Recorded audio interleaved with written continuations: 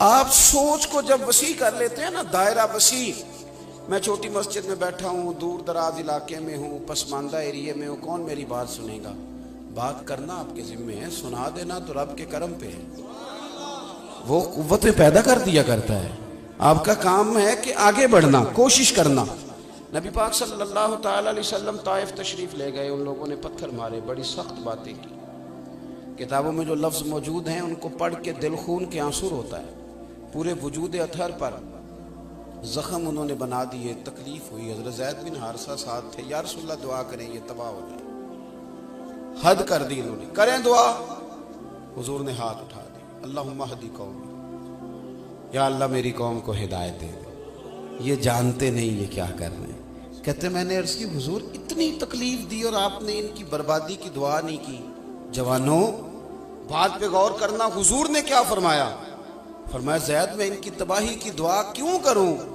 अगर ये कलमा नहीं ना पढ़ते तो मुझे उम्मीद है इनकी आने वाली नस्लें कलमा पढ़ जाएंगी। अगली नस्ल पर उम्मीद लगा ली है, अगली नस्ल कलमा पढ़ जाए। आप जब ताज़ा दम रहते हैं ना, ताज़ा दम, और आपकी सोचों में कोई ऐसी कमजोरी नहीं होती, आप फिक्री तौर पर महसूस करते हैं कि नहीं बड़ा टाइम है, आगे बढ़ा जा सकता है। हमारे बच्चे जिन्होंने BBA कर लिया है, MBA कर लिया है, जिन्होंने मास्टर की डिग्री ले ली है, BSc अच्छे नंबरों में पास कर लिया, या हमारे मदारस के यहाँ भी अब अल्हम्दुलिल्लाह हमारे बच्चे दरसियात की तकमील के बाद MPhil करने लगे हैं और मकाले PhD के लिखने लगे हैं।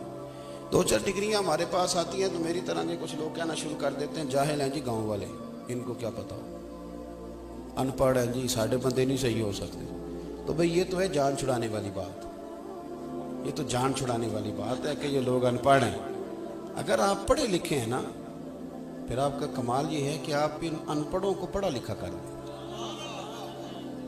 मैं खड़ा होता हूँ जनाजा पढ़ाने तो मैं कहता हूँ लोगों को जनाजे की दुआ नहीं आती, लोगों को पता कोई नहीं। तो अगर मुझे 2-3 बंदे खड़ा करके कहें कि मौलाना आपने किस दिन याद कराई थी, आपने हमें बुलाया था कि रात को आना दुआ याद कराऊंगा, तो आपने तो एक दिन भी याद नहीं कराई, खाली तनकीद का क्या माना है?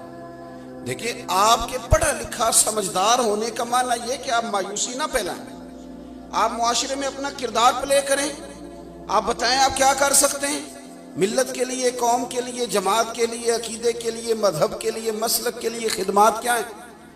आप जो कर सकते हैं वो करें, मायूसी नहीं, कमजोरी नहीं, आगे बढ़ें।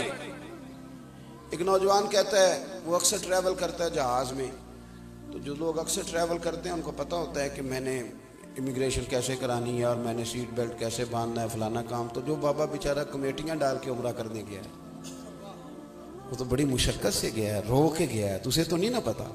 तो अब जवान बैठा है MCOM की डिग्री लेके और तनकीद कर रहा है, बाबा जी आए उन्होंने बस ही समझी है, तो वो आके बैठ गए।